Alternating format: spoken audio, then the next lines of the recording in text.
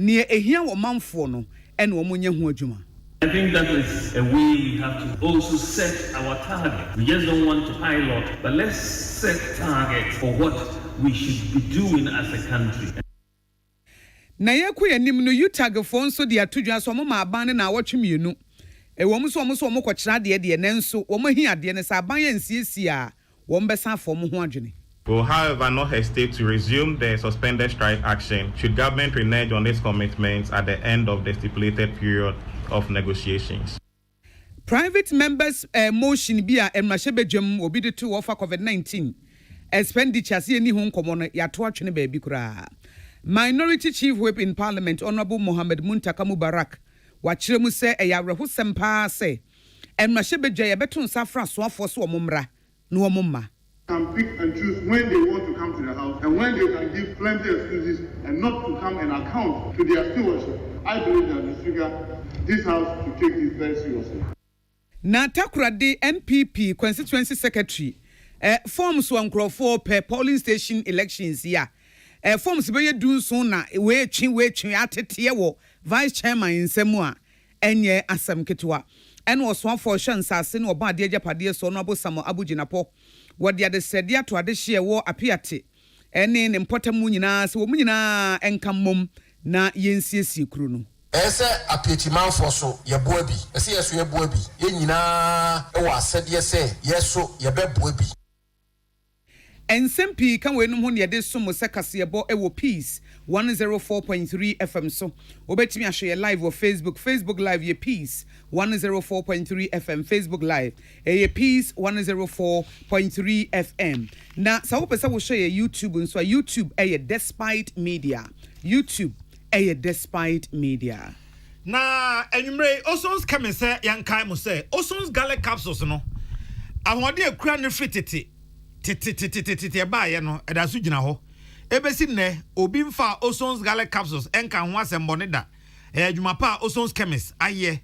na aso abasa no. MTN say we there for you everywhere you go. Me na me ka ma se me se bia wo ka asem ne se mununkum hata honko ade na MTN so wo ho. Na achimaboabo hei kra MTN atimi aduru ahin biom ene wontimi nko kane nkranku nketewa bisa no a eno no nipa hia na wo ho mo ko use service ya nti obi bebo kase mikosi master wo ho amanya service enso so ene MTN adawroma wakosi bi wasanteman ho ama pom ho nyina obi anya bi enti ahin biom hin pa na wo Ghana wo say o connect MTN na wunya everywhere you go. High Sense Ghana say open refrigerator, chest freezer, air conditioner, television, gas cooker, electric cooker, washing machine, smartphone, any new animal they are. And my name for baby, I just say High Sense Ghana. It's as a ho, and I been there, papa. Ebe chama wo, near San Mau, in fear num say, fear num now, so na essay bra, na yensano emfa emao. Duffy's Health and Beauty is here, and I, unya the old period, maybe you says, as an yati ache, complain only be by ache. Adentra Duffy's Health and Beauty. Woman na de ohima feminine mixture aba. Ti manu anam ko afichira na ya asem ni nyina se ye afri ho. Afa mu nso so ananka da bia mu de mo zutobrem. Nyame adrom Duffy's ba ye. Wode ba ku bia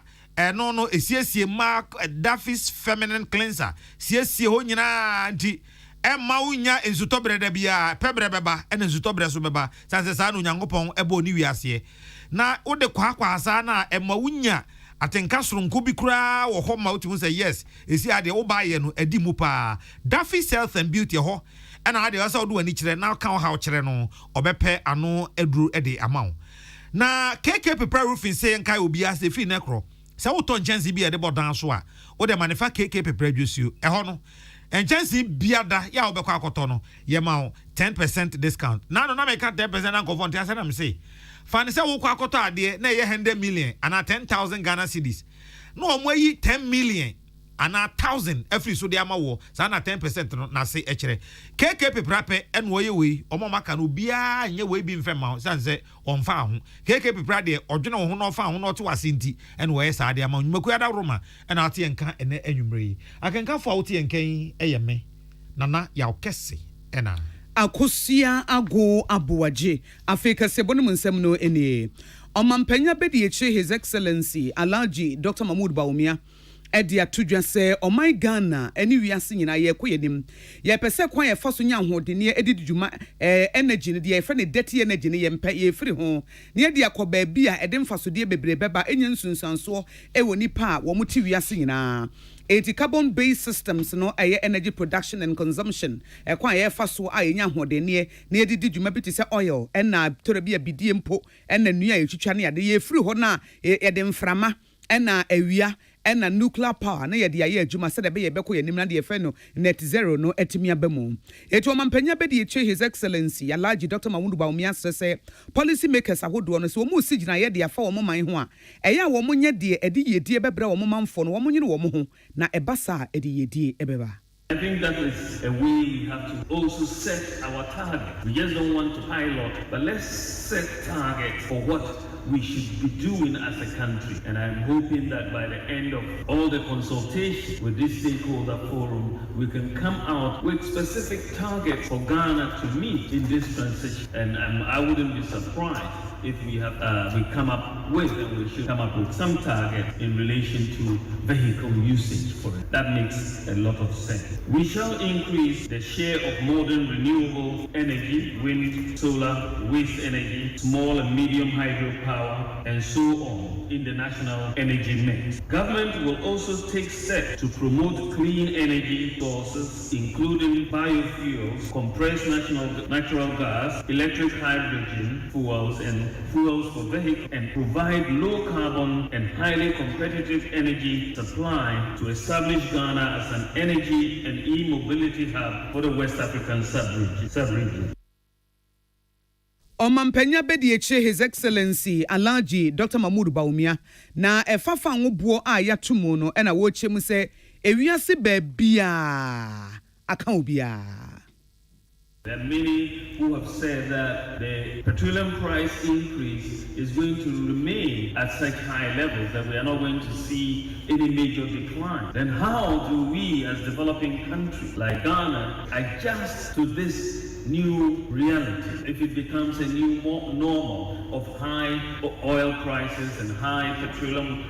prices and its impact on the macro variable in our respective economy? It is very clear that we need to have a plan. Hence, this is what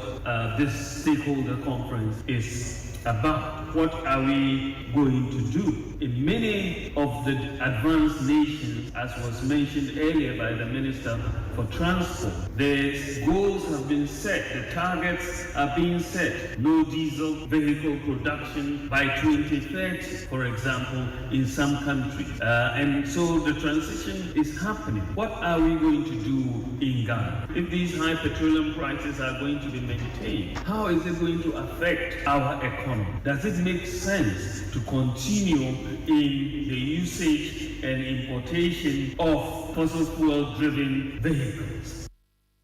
Enti they say de baby wiase kona sese nyina ye dan ho te se abosoma kotre ye hwe baby asese fa ngobo no aduru e wo wiase amansan so e wi se kansa ye use nyina yi petrol diesel ne ade e na esanya nsunsuan so nti se ya nane ye ho na bi a eba energy ya mpemframa ya mpe solar energy nuclear energy ni amfa anya adwuma na yesi de bia petrol ni diesel ne de ye ho beto so de a kansa ye nyina petrol na use de ne bo no ekosoro no na e de ho kire eba na mampanya be de kire eba be wie no ochem se aban nani ku ho pa so obehwe na ekwan ye befa so anya niam papa ye energy market no ebetumi akọ nanim no ebegia na so.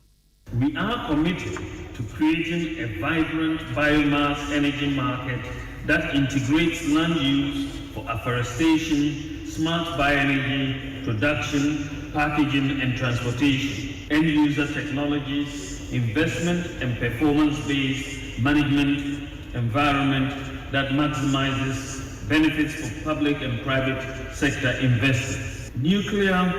energy is another clean energy area we will be considering down the road, and we will do so by implementing the National Nuclear Energy Roadmap and Action Plan, as the Minister for Science, Environment, Technology and Innovations was talking about.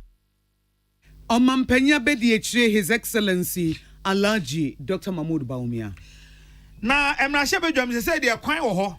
Say Mrashebedwafo no abetimi aka wo abom ana se konta krokro no de bibia kwa akoto akyerode akwa akoto Mrashebedwa nanim say sa asem wei momi anwenwen ho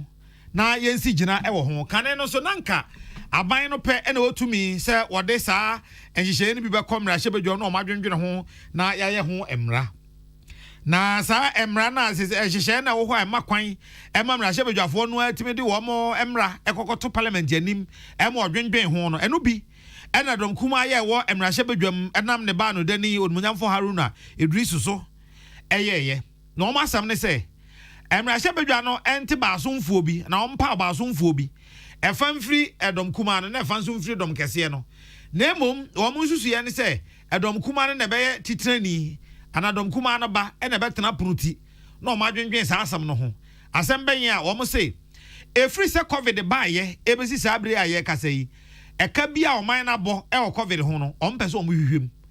enti yente sa baasomfo no e wo Mrashebedwam bipartisan committee no o mo hwehwe sa asam no emu na wo mo edo nsa ehye sa amra no ase eye dom kuma ba no dani onmunyamfo Haruna Idrisu afi dom kuma trene aso ase Mrashebedwa ni Alhaji Mubarak Muntaka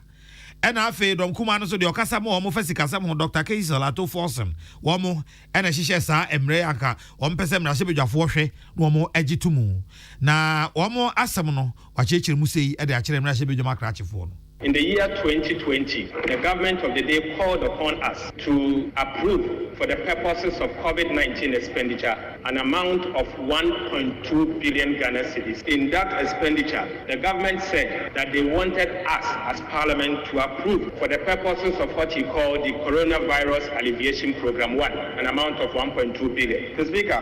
that is what this August House was made to approve. But in the media review that was presented to us, Mr. Speaker, clearly this government spent an amount of 8,122,000,000 Ghana cedis. This clearly means that out of the 1.2 billion Ghana cedis that was approved by all of us, the government went ahead to spend additional 7 billion Ghana cedis for the purposes of COVID-19 expenditures. Na sasam no, omuka ni nyina wieye no.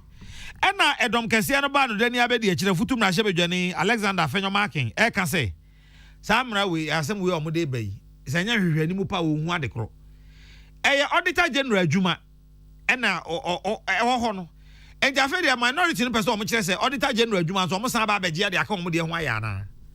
A moment ago, you were directing me to due process. There's a constitutional imperative here. You are alleging irregularities, and you want Parliament to constitute an ad hoc committee to do that which a constitutional pillar is mandated to do. Mr. Speaker, what you are inviting us to do has never been the intent of the fairness of the Constitution. The second issue is the fact that we have a select committee on health who have a bona fide responsibility to look into the expenditure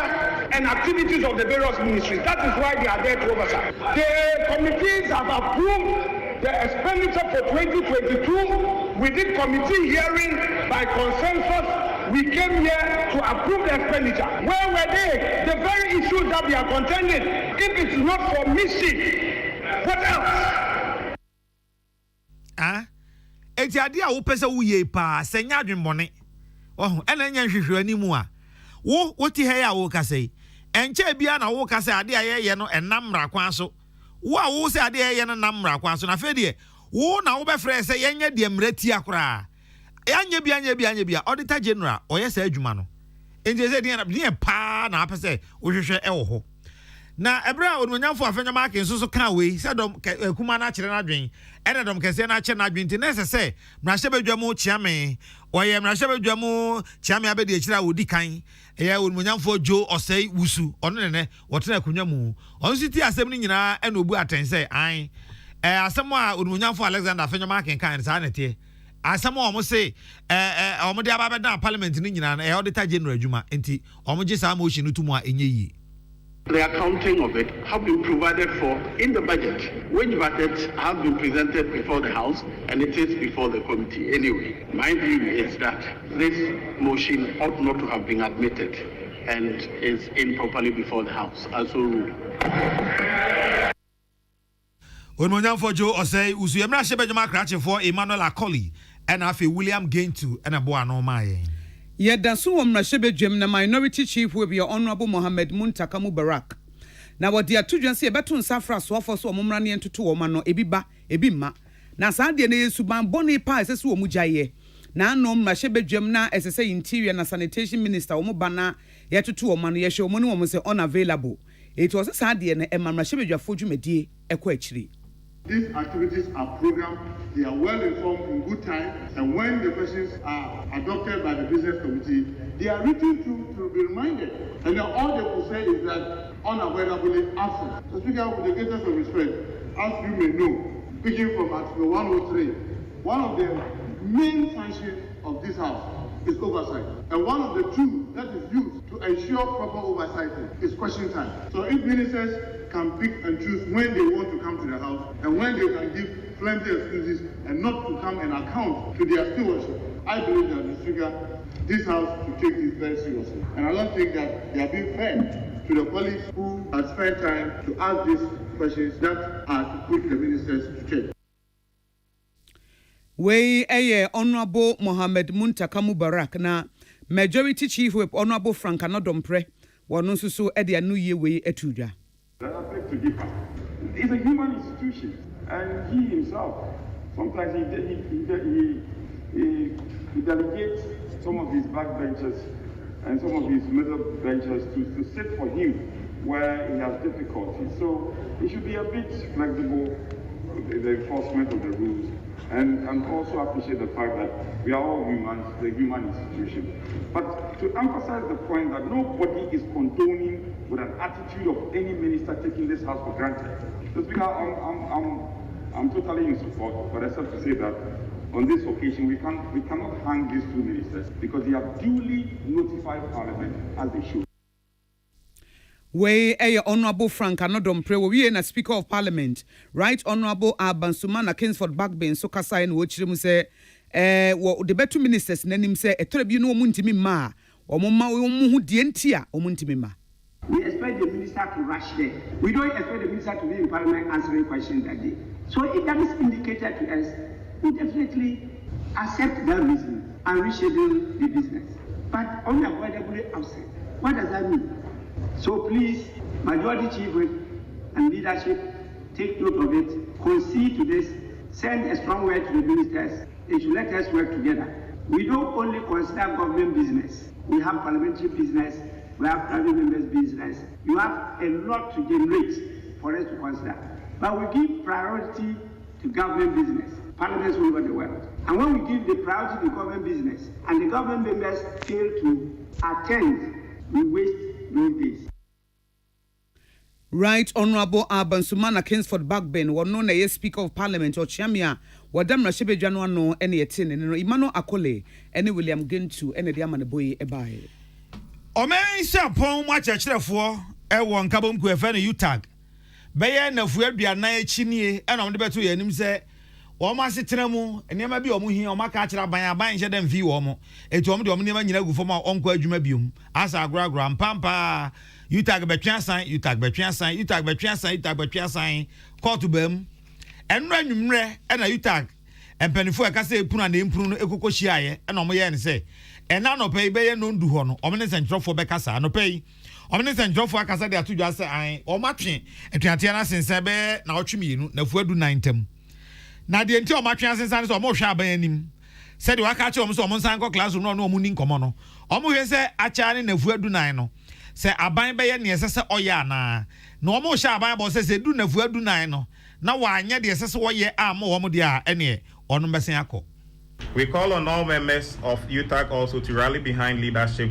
and remain calm and resolute at this important phase of our history. In many forums, the employer has agreed with stakeholders that there is the need to improve the conditions of service of the university teachers. Thus, we are cautiously optimistic that the government will do the needful to improve the working conditions of the university teacher. We know that the government has not fulfilled its part of the bargain in many signed agreements in the recent past. However, the involvement of the Parliamentary Select Committee on Education and other eminent persons, we expect the government to carry through its promises this time round. We will, however, not hesitate to resume the suspended strike action should government renege on its commitments at the end of the stipulated period of negotiations.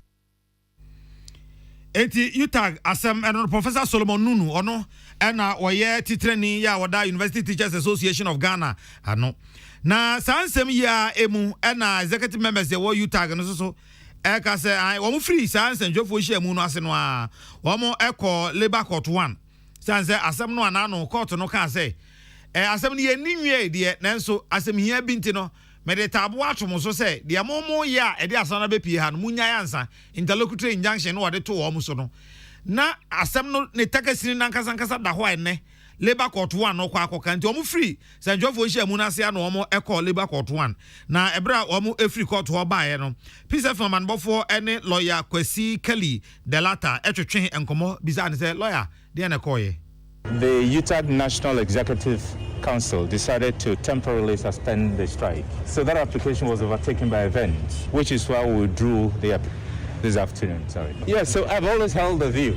that the application for enforcement before the court offers many learning opportunities in the law. It implicates several questions of law, particularly the procedures that the National Labour Commission employs to settle cases. And so we thought that if the judge could make a judicial determination of those interesting legal points of law,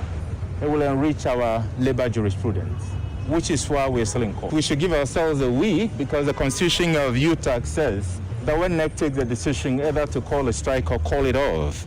it needs to communicate this to its general membership within 5 days. So my expectation is that within the next 5 days, that communication to the general membership of the University Teachers Association of Ghana will be done, and then we see the way forward. Kwesi Kelly Delata ena what is answer we say to peace man bofo animu.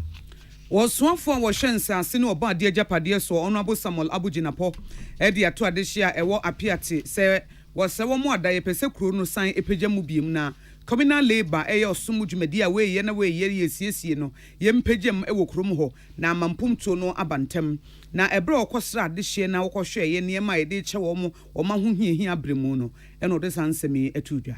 na sebi producer we dem mesreme ka sebi ese apetiman for so ye boa bi ese yeso ye boa bi ye nyina e wa asede se yeso ye be boa bi sebi nana me nka obi ani masem na te se bu bi sha asem na minister ye be sini da ben we ye be ni ti na me ane tenant no be dan na be fesen ni nyina e asem papa modwuma ne ye mo na ye som na enso musom wa adwuma ni biye aye nyina ese ye baako e ye adwuma no yes yensa nsuo ma yes 10 Ghana yenye cementa yes 20 Ghana yenye communal labor yes yenya na sika no se edi nyina de besi ekuro no me so ma adwen se me pese etimi si kuro no wie ni yenye sika ni bi a be wo ho ni e de aboa me ma me nom so ayeden dokoro no mo be ye edidwa no matime didwa na honorable Abujinapo ewie no se wo mo manfo ate se kuro no ye besiesie pa wani bosso a wani kura be ebebre apiate kuro no clinic ni ho ekuro no ye kuro asebi seni ese kuro tie no mpre bebiri no entisa to mampanyisi yen hyedam bom modeni emfa apieti example yi this apieti accident yi disaster yi yemfa mu ni emfa nsi a model Ghanaian village community na enye fe kwan wo ho community center wo ho parks wo ho e sustainable e green e wo clinic e wo school e wo bibia ese ekuro wo refuse dump ni nyina yen hihye ne kama na sebe enye krabehwa ebi mbetime fi baabi abehwa na chilampo na aban foforo ba na sa aban foforo bi apese esi ekuro saa yebetime abehwa mu kuro yi ni etimi di esi na ni nyina abegina se yede mpaebo beta akiri we honorable Samuel Abujinapo wo yosoafo wo hwensase ene obo ade japade so apia dankwa Rock FM ene odi amane boyi ebae Sunyani East ewo bono mantam emu opani a wono ena wo hwe enkitahudie ensam so kire se bazumfo a so omo hwe abato so ewo Sunyani East won de enyenyenyenyenyenyenyenye owura Maxwell Mahama ene wo kasa asemi se bazumfo na esoma wo de o mama me adwuma amwa party no wo mo baaye no kire se hwe otuhwe oche ene omba be ye hu adwuma ewo ho na wa cheche zenu de ache nua na asempa san ye wo Space FM de ntia o ka se election committee no a mpenifo te wo ho no o ma anya adwuma apa bia committee members in Kanokre. Free the chairman MC so ebesi the last person omun Kanokre ba. Ya shed that say the enan miensa and the beton form so no. Start free emra. Yura Freddy Bio kwa the daba kwa ka na ye nan. Committee ni omuto bi emra. Omusi forms nasa. Chairman say, secretary say, chairman of the committee say, and the obiansia so oba beton form. Ni papa wonu abodompem ewo ha. Ebi free atwa hini krom adidase yamre yebu okrom nsago besa ya sign no wosua na be bodompem ewo ha. Enhihia National Council ayeno. Omo buso ye de omo pe. Omo bia constituency secretary ono ye committee secretary also ono woda fuom and all those signs oyekuani. Na enuachi enu okase Sunyani East honankasa enyo dada. Enyo kra enti se ya na benifo okono de a ene na MPP asembeto wo mu. I cannot supervise this illegality. Bonia ekoso no. Mintumi nyehwe han ema boni ne enkoso. Committee chairman oye MC Sunyani East anope ya wose forms na sa ebi ni ho. Na forms wa eba 1500. Ndo wato ni na. Committee secretary ono na constituency secretary Jaban Christian anope ya wose forms wa eba 3500. No wato 3000. Constituency chairman ono so member of the committee. Wose forms wa buy 3,500. Emra de muton ye 975. The same forms nasa. Today ene ekoso mesre party leadership ewonka. So the ekoso was Sunyani is the machination ekoso was Sunyani is eye boni pa Maxwell Mahama ohwenkita undi esuma MPP amanyokuo no ewo Sunyani East oni na nasempasa ewo Space FM Sunyani ene twetwe nkomo yi. Na Takrade NPP constituency secretary ora Oduro Kwatene vice chairman Justice Akwa kowi ase mpepere ho no forms no beye dunsun de atete na apia dankwa Rock FM ene district chief executive officer ewo mpoho awosan committee chairman Takrade NPP constituency elections kasa no say misunderstanding tiase bi na enya adwuma ewo mo ntem ena ekoba ase bibise esiye. The officer ono so ewo committee no so ema masote say secretary or committee no so no atete eye Beach Road electoral area no polling station executives omo forms 17 watitim o kansa the chairman no ye say hina yenhia office intimi free emergency meeting ma yehia na enchechiremu na ekokosi say na saa enkrofo 17 ya omo wo electoral area hono omo de omo forms no ama omo coordinator se onfele forms no enfama omo enti oguso a ofele no na branch bi kokohu se ofele 17 forms na office there is a fishy deal enti ohwim forms no free coordinator nsem and odikoma secretary. Na Honorable Ignatius Asamensanso bekasa no wochirem so obesre pa se womu pese womu predibre no womu eni party ne nhyehyeye so entina kase abotre eba mu kakra na kasa ntwi anase forms mu tete ama yehina yadwen akobenkrom ema enkrofo na omo forms no yetete no omo anya forms no bi afele ema omo submit ema yaji na ne ameka ne se ewo se elections ne yeko obia wo interest babuma yentu yebo efri se edomdodro a omo atupunkum se ompese omo serve party no eye plus e de mayen ema eno kire se wani so ade hu papa bi emagana fo enti no Ghana fo epese eye NPP aban yakoso a na yehwe ma impuntu koso wa Ghana enti obia onti bibia se bia no party no structures ye momodi an yenyi su party structures no na ye fan solve all our grievances. We eye Honorable Ignatius Asamensa wono ena ene yensentro ni apia dankwa ehwehwe nkomo na saa Takrade ho no ano MPP vote mi so akomo ho abomatiku FN concern MPP supporters in Takrade constituency. Wamse se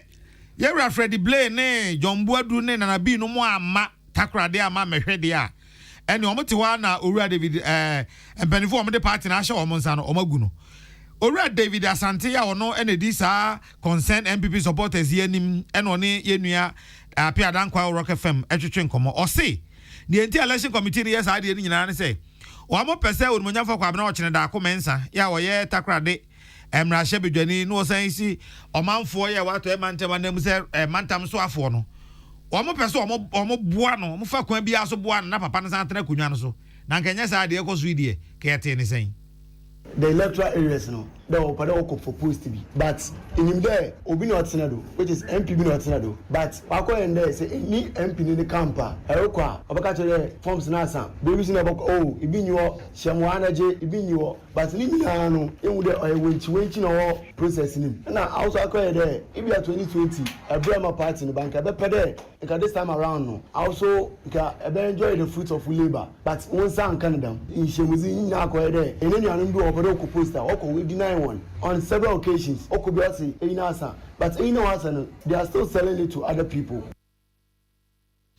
Na ora Richard Arthur ya do na fa na Uncle Bona so ka say asemo a David Asante kai no kure ba ku sei enim na David no as asemo wo kan e ko nanum from Saturday up to now in deny bia forms what we started there one we old police station executives in I'm proud don't make what first after that from Sunday up to now obi anyo yi deny forms and you abakwamu around this time no forms obi anyo bo ba be form yara so time you putting and the one day pa national Akan no ma ba tun after yi ebi amba ro be forms nti ba padu e bo hu de wo de bia anyo also you form gidi bia ware a we deny forms the more me point there what do jamrin saka we jamrin sala yes adina sin on si ada enyen ne executives ya in the ache on ye idmanu nti oyin ko da ne bia deny bia because sabi yan so obi dem or them you deny forms eba ye momo en yes ke le baji Ska Uncle Bona ora Richard Arthur so en wo yi concern fo anu so what fa pia dankwa ya Rock FM takrade eso na adehye bi a wo nso wo afiduaso score wo Ashanti region wo mo akasa se election committee members no wo mo nim de ntia nomination forms ro magia kenten so sa polling station executives no mpese wo mo benya bie no mo so beto wo mo aba party na ma ho kwan se braso so manfo pri wo muti na wo koji ade na 10 Ghana cedis na wo betua na sede nkrofo atimi age aboso no wo mo dwene ho a wo mo ntiase enye boko ewa fiduase ne na Sokore constituency ebraso se party no esa bie nomination ema obia esa file no contest na emra party no akruche agu krata so se yemfa enye sub elections no afiduase Sokore constituency election committee executives no enye eno anomode ye adwuma ye di party na chi me amigina he ye adwuma pa but na minim se de na me yenya na me yetugu hwese ye beto aba we ya ye di forms aba forms no ekuta wo mo ade na se basa party ni ye pe eni edi akire nti se o de o mu ye ti next time etimi ato aba ma MPP because esa me di yaw na me jai party no na me tifie eno kure forms no ye kogina ye o mu frɛ se o mu beba anajo be 4 o'clock ye kogina ye police station no be 4 o'clock o mu bedu ho be 5 o'clock pepepe o mu bedru ho no susu omu tika mu sa be 15 minutes and omu sa tuka no koye enam se omu yu se ya agina ho no omu mpe asam enti form no de omu amfa maaye mesre penifo omu mamu we addition we fiduasia score abatom peso so one Ashanti region wo mo hi ade omu di tuja ya mane bofo panyin 1 cm Samson kwame nyameche ene de bre ye ka se mpenifo a hwe akontuzam so Ghana ase de aba betudwa se nyame yadom we free memenda ebe obeto ahentiadie mu hanchemu edu enum na sa nhihye ye ode aba betudwa yi ena amanfo ache o madwena fa ho se hanchemu dunum ene esi ebewu o enso wo mususu a ede ahyen nam no kire se hanchemu dunum ne de ebewu o madwuma izan se ewo fom dodo onanko wo mo pebe wo hanchemu adu asakra enso benifo ante ase emfa ma wo mo we ema pise fa man bo 40 wo hugum ene o manfo twetwe nkomo ebisa wo se efi memenda ebe ye beto asentiadie mu hanchemu edu enum omuso musen Oscar Adewu Dazi ehwe Asen North edemaye ya tolole fema e ka bibia obia e tolole fema e ka obia enti lole fe na ye tum ne de enye ye de kra wiase ye din emu nso aye din nipa kakra bi na em se eye mawom na sisi ye tolole fema ye foka ye sa de bi beto so lole fe bayire na ye de be ba no kra no ye be sa je lole fe ni bia sa kan bayire no na ne makwa na ekọ na anim nti ye sre na na se enka be ya kan lole fe no mpo de ka won twenzen kakra edwane ye no mo sa tolole fe mu de ye de bobo yɛn kro ɛmoa yɛn nti ɛsɛ aba no yɛ bibi ma yɛn ɛmoa sisi yɛ de brankasa yɛn tahwe wɔn san bɛ to lɔri fɛ so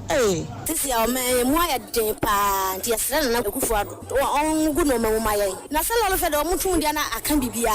sisi yɛ de ɛti ho kora yɛn ntumi na wosan bɛ to lɔri fɛ mu adɛn ɔbɛso mi mienu nie ato petro ho bɛ mpere bɛ esie se enum adɛn so na ɔso bi kansam paa kansam a ɛwie yɛ sɛ deɛ yɛsusu ne saa ahomakyɛ tuam ne kɛnkɔto abama no amafa so bi ama so baako we aye ni every Asen North ebaye yanko medium ahafogo so atie win Mohammed enso so ewo Success FM wone go so fo na nanoma ahafofo atwetwe nkomo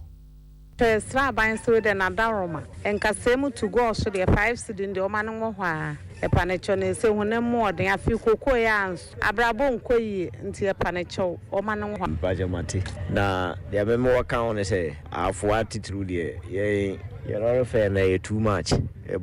doors no because considering say offering kasemu ba go so e je 5 cedi dada ne yesen betum adwe nche ne say o man ne say 11 ni nasefo yi o man no e mo ye den etinka ye sra ban say at least anka wonye hu bibi kakra na lolo fair no de in fact gie sika ahafo yenye adwuma bia ye adwuma titiri bia nso ka sika no kwa na ekosoro nti ye sra ban onye hu bibi kakra mo ye na ye brewa go so for bre no ye be bisa odanfo nso so say mo ti sen abane hihye mu no se petro no ekwa nanimu a so ahu that's a driver for no so ashanka for nso wo betum a ye ne ho asem bia aka sentene se de we asisi corners ye ho hwia enye ye ginyame no enti no se nyame wo motum brebi on bet ya adwen se ye betum no ya ne wo mo ya adwen ye ni asem bia ye beka me ye me hye ma ye nka na fu akwantufo no bia ode yankon de ode yanko bunu mu pa na de me ya ne se oba predi bia de wuntimi ye no nka se obeye sibi omoto patum de amori yeso ma omuhu ye mabo sana beye tuwe ho a enkosi hwe enti mfi se wiase no sa na be na se ye double ye dwuma ye mu o kasa se den kura anya ba enti bi fi se wodwuma ba ko no di ba ko aka enna betumi abo ene yankota adi nsuso na yankohwe se na nanu takrade fo sesen pono na ye de sisi se wa to loro fem akutu ntum mba bibiala mba adwuma ni ho na wa to loro fem sisi a opere na anto ne yeko adwuma na ebe Ghana ba no wonhwe ne won bo hen na sisi a mane yetem yintum yehu yenye hwe loro fem so so la bi nwa wo kakada afaka ada akọ na nche at least ikide wo pe kakra so sisi a watutum sisi a wankasa mane yetem opere ye den I mean o man ko for ni mane ni aids because if and if sintim na there in the 2 seat feet pesos 15% which means 3 seat feet pesos anyo be as na men be as in kakra men nti o man ade betimi aya kan de yashna a man pay for option why what in the motor to me because one no promise you baba nyame ya me no abana what 18 months to wa pansan cries and onye nye kra inyama mayezen so ampa na 15% the drivers in waye denka wo pay 30% na stakeholders consultation engagement why ya wa 15% yes oyezen but ye jizu there was I in one aye o money bia nimpuntu ne gina o mana nkasa ne mumba no do e fena wa 50% dey ni koya mi ni da ho chifu aya da ho chibe be Ghana fo papa na ye tutesen anhwe na enyo bibi kakan fa me ne buna akosuru nta wo da oguma sise fie kuma ba efo taxi obi je 15 ebilije 13 basa nti ese ye hunu na nyama eton nyina no boyd ta ma ye bre nti won hwe man kakra yanko domain na ye mbisa se domanfo nso so za ehentiade ese etumo anche mudunum yi omuso musen ho ye adwuna ye nwie ye onkosi ye wato petrol mama ye sa driver for ba beto lorry fam timamufo se pa ye nyede me de me bi sa ban na ado no de opese ye no o ma ye hu sanse no se ye timane ye nya adwuma kakra ye amampani fo ye de twaduane di wo ba ha beto bode na wo beto ka sika nko anu bi kura wo sika nyina mpemaduo uyi sa 5cc free ma e be kasa nti no kwasem ne ye ka sika ntumu ni de ye sra ban se ye sre no petrol no ba te so on te so ma driver for no so ho ntoye na ye nsusu a timamufo for so yenso ye hontoye na kwasem ne ma no ye ho kire se ye kwani nyina tutu frama su beka ayi chamasu wo ba ka yo obo amenem na osore mente ka ska no ntumu no asem na no sene ne ma osikwo so de nyame ne ndi bibia yedene ndi se potro so se ya mingina kwa makoto bi ko e batum ama na da for so betmatum be so be bo ba ma bia ka wona so wan han ba bi se se pentu potro no be tundi a ga se one factor abatu ndi a na se na wiaso no sikwo no bia so tuti na djuma wonti be mfa kakran ka ba hono domano no gifty akoto makoto enso hwe enkran say the fair no there said o mututu mu no o mu nyantu mu by fuel no na me so me bubi nti ma hunu say fuel price na kosro by me nim say o mu betu fair no ma na o mu ntum but o mu tu fair no mu there I am why cause ye ho chire okrompa pacho menti say ya tu fair na o mu ntum na sisi ya o man no mu nye nti o mu tu aye pe mu so o betu ma na say o meye ne dey yeah matisam betum but send e kone de omutuma ahoche no be too much cause more na be brings me enya adwuma anye de enya adwuma so awọ abansoro refe utuma adwuma no krakati aso nye nti omo hwe no menye bibi ma Ghana mpanifo mo aye na ablabo no mo aye de so ko adwuma kra ye hu so ye adwuma mpo esi ehu so no mo enya adwuma oh mati but government also offer na so on to me na say atumu dia ka una no so also tuni dia no mu because o ye adwuma on to na say atu fu enu obaji dia oji no a on so o worker obi aye adwuma for profit so he's also working for his profit nti obo mi so also so mu tu o mu dia no mu yeah mate pa say be Saturday on betu but say abantem say abampa for no so yede aye ne fast na so yede tiso omo adora for no yede omo suntimi ntum because omo atu be several times omo adora for no so my dia omo so nkasa but omo keka omo ho pe na yenso nti ase esanso yenso aye fuka no yenso ye no mo no ntam so nye good nti ne better na say aban no yede wonti fu eno so otiso abebo aye nyina ene na sene amanfo so ehu ahyentiade no a efi memenda ebei yesi abetumu no eno no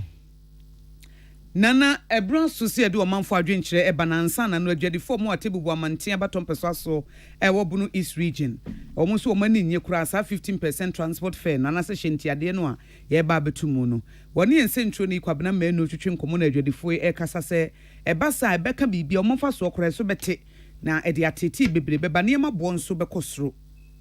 because one more better the class of minister and yasa do lot of fair yasa to me better me ya better the amai e to man once get was I enter the yasa to lot of fame they say the how power na bring to ne ma no say niam e koso ma we mu de nya me anim nukure ni sabana ntuni na ye nsi fom a niam e ya agency mu ase kire ni say ye niam ya tuntun and that pound we do 90 and who call the bia de be chi bia na wotwe bia ya first country 50 cedis to ye niam so e 100 cedis to ye niam so enti ye sraban say niam na e koso ni de to wa mem no anya ka sika kesi we sa to yeso a ahia eniema be ginsem ama niema nyina ye basa we eye adwadifo wa tebubu amanten abatom peso so wobunu East region kwabena menu ene de amaneboyi eba ye madwenkyere bre na so se ye de ebremu na enwumako biada romanti ene omoboye chidom amana bemu Elan Spice and Trading Ventures woman na de Aiko seasoning powder abadwa so seasoning powder abetimi de ho atoso na ye omo flavors ahodo nea o de enzuom takraboa na aduane no a obeyisu eno Aiko chicken so de monitor eni oba akososo a ye friend Aiko beef na nsekura ya afuno mi wampa eni o yare akoso ya ya afuno mi debe na wonti apo menumu ato wonti apo na meken ya menumu ato wo chicken eni o debe wonti apo no ati bida sa akroma se na mafuno no aha chicken for na fro no me ma wo yesu anu aba ha yo enti ye wa Aiko jollof and ye wo Aiko stew powder seasoning Aiko seasoning powder ne de ekoyie pa ba bia onuma aduane noa na wa yusu bie edi ho adanse se Aiko no de efie papa efie nsa no pe atufo fresh 0244 160750 0244 160750 na 21st clinic de menye sure say yes science break kire mo say sciatica express any 21st clinic is it the pa say Ghana fo nyina hunu no obi ate ase ne ya gia tum nso say yɛka sciatica warriors there na ɛyɛ 21st clinic kɔfo a ɛnɛ wɔn akeka dɛm adwonku nyinaa kɔfo so akɔkɔtena me yɛde blade atwitwa wɔn sisi akyi ɛde mɔtɔn ahyehyɛ mu ne adeɛ nso abere a obi anyɛ no hwee yɛsɛ yɛato wadu sciatica ɛha nipa no fa no kɔ 21st clinic wotoa gyegye w'anim sɛ ɛna yɛato no adu ɛna wei ɛyɛ dagombafo aduro ɛna wei ɛyɛ ho ɛwei fa hefa ka kyerɛ nipa nsɛ sciatica ne ha no ɔnkɔ ayi ha yi a ɔnkran ha sɛ amane nkɔ American House nkyɛn hɔ a sciatica foɔ wɔn head office no aba bɛsi hɔ wɔde yɛ research into sciatica the whole Africa wɔn pɛ na asi bie no mane nkɔ hɔ so ɔkɔ na sɛ ɛnyɛ sciatica ɔso kɔ ayare nkae ne nyinaa yɛsa enti so ɔkɔ na ɛnyɛ sciatica yɛbɛhwɛ ama no yɛbɛhwɛ bibia ama no kama enti mama ntra fie ma nkɔfoɔ mfa blade ntetetete mo saa ɛsa no a ɛbɛha adwene na JA Binding Company Limited wɔn ɛna ɛde bind stain remover ɛbaayɛ wonim sɛ yɛwɔ original bind 20 stain remover ɛwɔ hɔ sɛ bia otarazo ɛso asene otars ɛso asene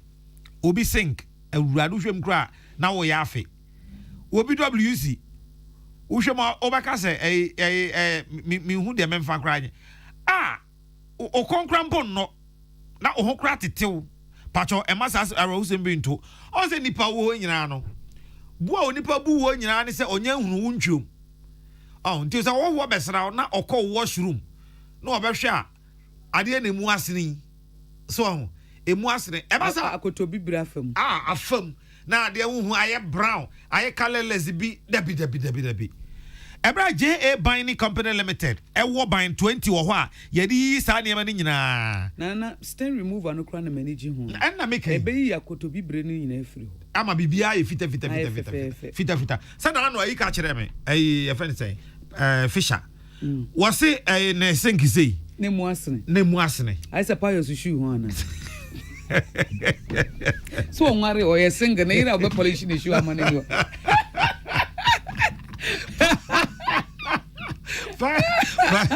pa so de wa ma mi na me ha no wa na ma pa so na shoe ho ofe ka pa o yare kra ba o nyem no yare no na o ma mi so du shoe asema ba betumi ene pa so ne ware na ma mi ho nto no so waso oba adwuma no ene ode ban 20 ni bi efa mu nyina pitipiti mu ni nyina ena mu awan se pa so shoe ho awan ja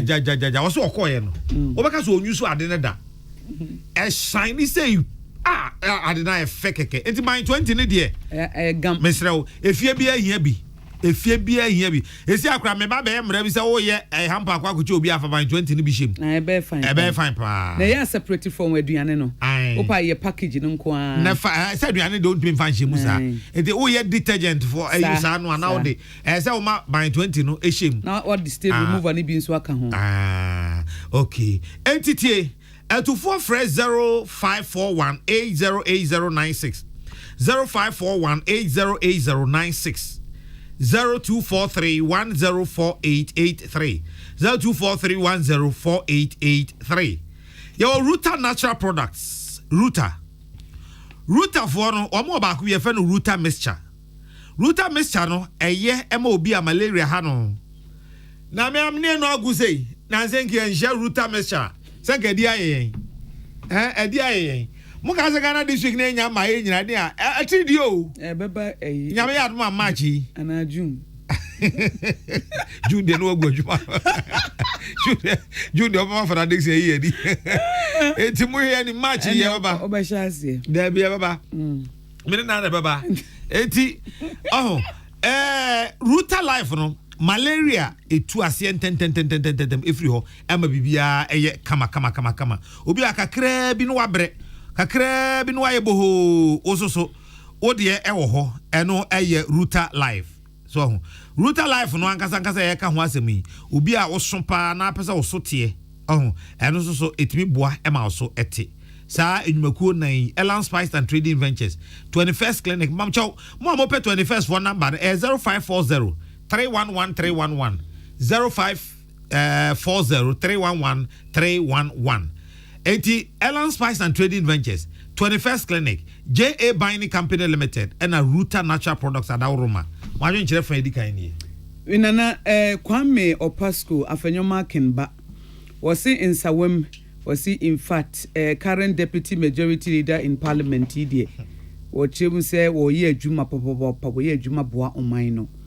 Amisco Spelele Kaswa ɛno no nso de ne de aba sɛ in fact ne de in fact for na do so free and fair treatment to all MPP polling station executives OPK Goso no so Mahamani NDC His Excellency omobo man Balami Patrick ene odi free akoma da aba sɛ the only way a yebema ho kwane di 11 atomu ne sɛ bibusa Ghana for sɛ 11 LGBTQ+ ne mudi ehe ene omope omun make you omo choice Ajibudi Nana Kofi Jumo youth organizer hopeful in Kranza South or Patriotic Voices NPP ya ready see be breaky 8 ne pa eno na mo polling station mo dia bosu mo yire mo ho Ankoma Foster Achima Irebi eno no nso dia ba se peace to break the 8 or so the happy marriage madan yo wusu yawo aware de mekama enna yenua teacher Kujo Tepanyina susu incoming Ahafuano North NPP youth organizer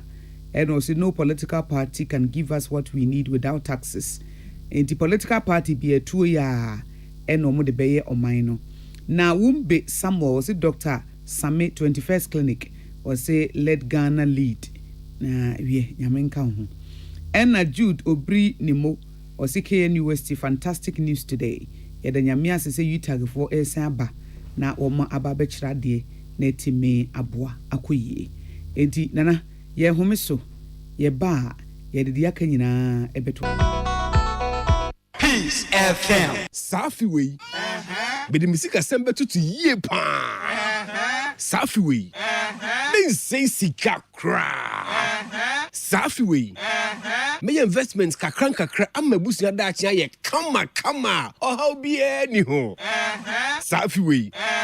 me nye ebeye biemu free say ebeye enye plano Sika ho fa ho die mapa no wobetimi enya wo onua dwen seba dwenba na tu anamon sisia ko Ecobank nkrabata bia eben wo ana ko abefo ntentan so ecobank.com/swam na fa ho bedom dwumedie frɛ EDC ene ya 0302 634 165 ana WhatsApp yen 0595 235 065 na yene won share investment ahodo ase a eso beba mfa so ama wo EDC Investment Limited yeka Ecobank dwumako ne ho bi Peace FM Tune it in, turn it up, Peace FM, and rip off the knob. Omama yebamo akwaba. National Sports Authority ede atuja say ansa na house ne kotoko ebebo no na no. One National Sports Authority for no ene COVID-19 task force ena Ghana Health Service edi nkomo. Ema one nyina no ko benkro mu say kotoko ne house match de won't mean Gaza money per 25% in alcohol. There be any. Nipa Rebecca get a china, but also watch on my back park on our Henswa at the assembly into a much Emma COVID-19 task force, no, any Ghana Health Service, yes, Yemium Emma Nipa Enko. Now, when a peace news, Ebisa Charles Amufa, Yahweh Kasama for Emma National Sports Authority say,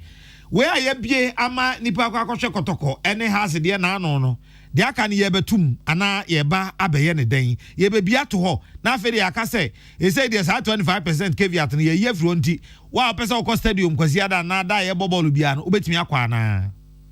yeah request say House of Folk Nick Masi Asante protocol match no 25% no nka aban behwe na nka wa raise quota na ko 60 and 70% anka bebo because na ewo security implications bebre nti ye dey request no call ye no COVID task force nso so ag2 mu my ho kwan no say you bet me admit funds ebo 70% near call ye nti after the match nso so dey met me can say ye nya any bad feedback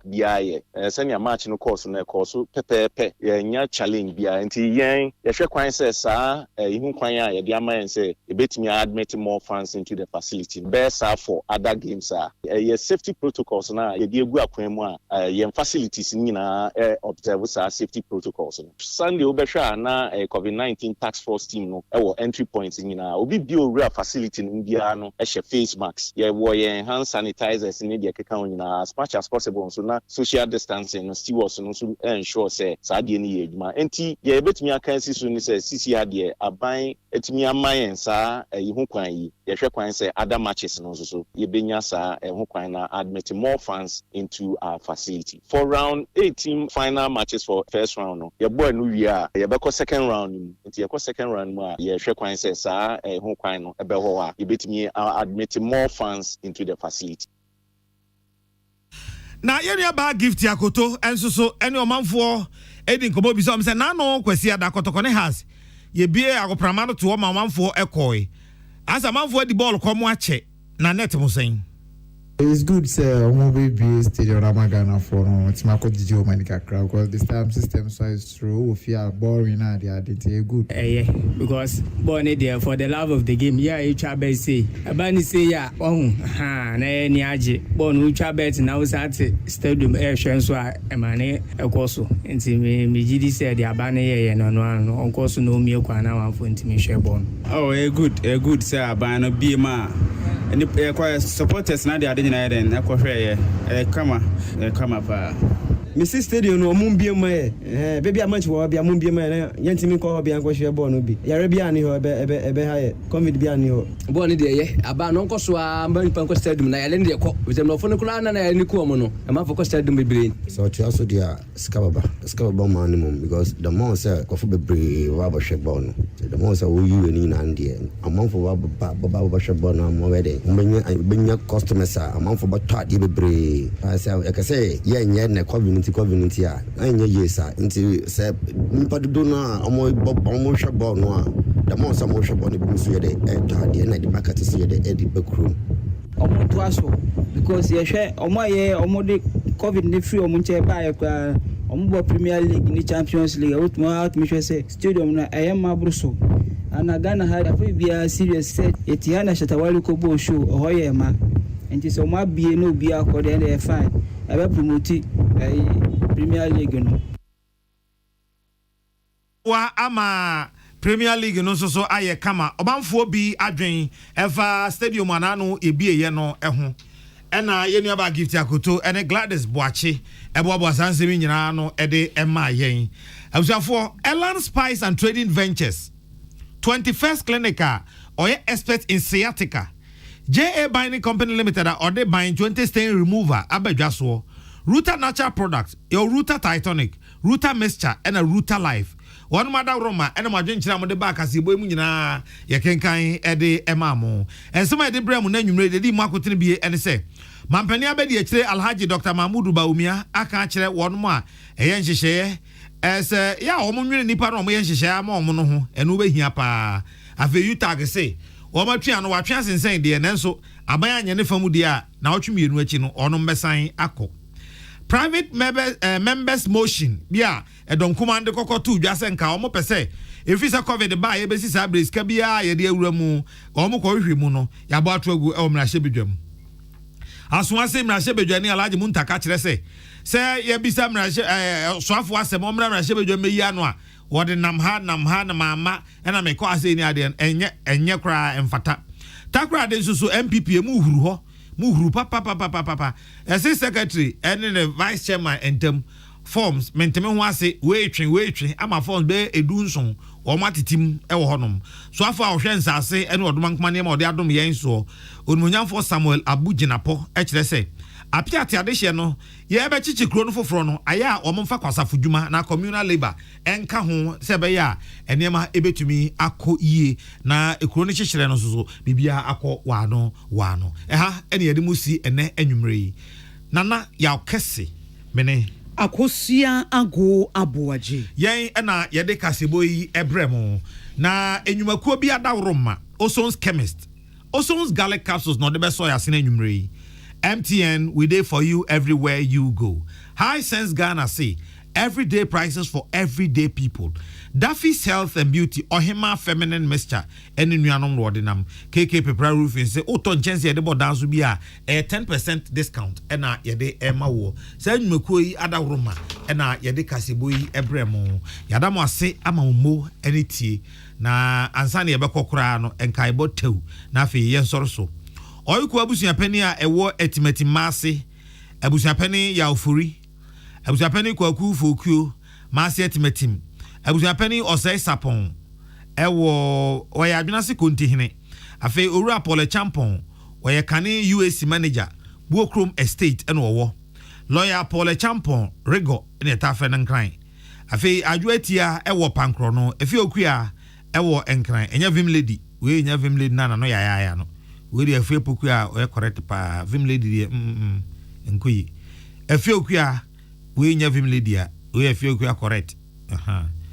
owura kwabena nkoroma pon adum eno owo kumase maami akoso enya akon ewo adum kumase Paul Nasima Champon ewo pankro no owura ufu sapon ono ena we penimpa Oda Special Ice Limited ano enkran ena era Dr. Fu Sapon ewo na abusuan kai nyina de ya na reho so manfo se ba pani akosia ne oda ya wansori na yi ho enhyehyɛ enie nyame eya adoma abusuan se memenda ebe 26 February 2022 ena ode no to mpam ewo fia ne number 27 block 1 ewo pankro no ewo La Posada Hotel echiriwa GPS no AK 330-3216 anopa no nsia ekoka no twempa mu ena obema kwa manfo abehwe ne echi de twato afi no nkron ekoka dubaako obema so e de akọ St Joseph Roma ason dem ewo pankro no main road no akwa akoye ewufusom amano owi a obeka akọpẹ no krabre ende eye abusuan ko a ne beka akọpẹ no krabre ya oma edom enkobie abusuan so betena se donko akoka nwumre no nsia ofia ne number 27 block 1 ewo La Posada Hotel pamcho La Posada Hotel echiwo ewo pankro no na wakwa akọ transe no waye abrimpon yie amano na nyame ya aduma kwesiada ebe kwesiada 27th February 2022 so according na asia sorry ewo St Joseph Roma ason dem pankro no roadside anopa no nkron ekoka dumienu eno mbeko sa asor no ebusuan so opon na asia asor no be se abetena se ewo La Posada Hotel echirihwa pankro no awia donko koka nwumre no nsia afade no memenda wo se tuntum ene fufu ena kwasiada no so eye fufu na wo ba no ahye no so se COVID-19 ahonidie nhyehyɛ ni nyina so ebusuan ebedi so ama bibia aye kama ti ebusuan to nsa fradofo na ejamfo nyina se wade nyina ena edafom yi obapani akusiane edafom na rawusam isi January bosome de tosonson ewo pankro no ya ewukumase ebusuan to nsa frem se mo maboa wo mo no nkata obapani akusiane na chi nyame ya adoma memenda ebe ne kwasiada ewo pankro no ya ewo kumase